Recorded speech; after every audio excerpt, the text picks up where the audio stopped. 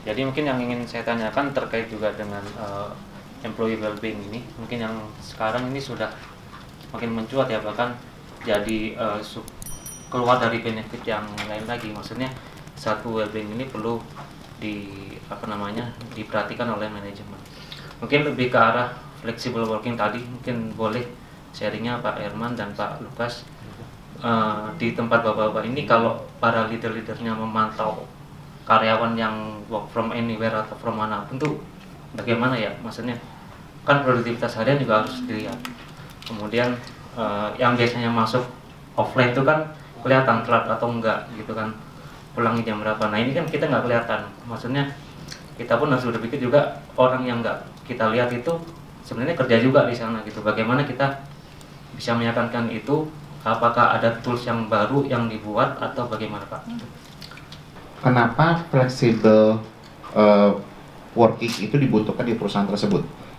Karena kalau misalkan kita mengatakan bahwa saya mau create flexible working, kan pertanyaannya adalah bagian mana dan unit mana yang bisa dilakukan tersebut, dan model pekerjaannya seperti apa. Jadi teman-teman harus balik ke arah situ dulu yang pertama. Kedua adalah teman-teman waktu mendesain flexible benefit harus juga melihat bahwa metode pelaksanaan teman-teman dalam performance manajemennya itu akan seperti apa. Kalau teman-teman menggunakan yang disebut sebagai fleksibel, maka harus muncul namanya trust, ya kan? Artinya bahwa kita mentrust bahwa karyawan kita itu sebenarnya bekerja pada tempatnya. Nah, akhirnya ujungnya di dalam performance management yang dilihat adalah result oriented. Nah, persoalannya adalah teman-teman sendiri menggunakan basis pengukurannya apa.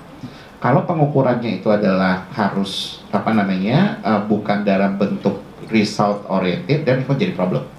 Karena buat kita kan gampang kan, pokoknya gua agak dulu mau kerja di mana, lu mau kerja di kamar mandi kayak, mau ngambil ngapain kayak, terserah, pokoknya jam 3 hasilnya keluar. That's the what we call as the result oriented jadinya. Tapi kan again, kalau result orientednya kalau balik kayak Astra Motor itu gimana? Masa mau kerjain motor di rumah masing-masing, kemudian kirim motornya ke pabrik? Nggak mungkin. Di dalam Gojek pun, meskipun itu flexible working, tetapi ada unit-unit yang khususnya berhadapan dengan driver dan merchant, itu tetap masuk setiap hari.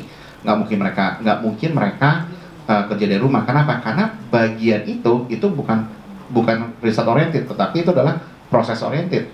Karena kan mereka berhadapan dengan customer. Jadi again, itu harus dipilah ke buat melaksanakan fleksibel itu harus ada trust. Kedua, model performance manajemennya modelnya seperti apa. Sama ketiga, rewardnya mau seperti apa. Jadi mungkin itu yang teman-teman harus mulai pikirkan ya. Baik, silakan penanya kedua.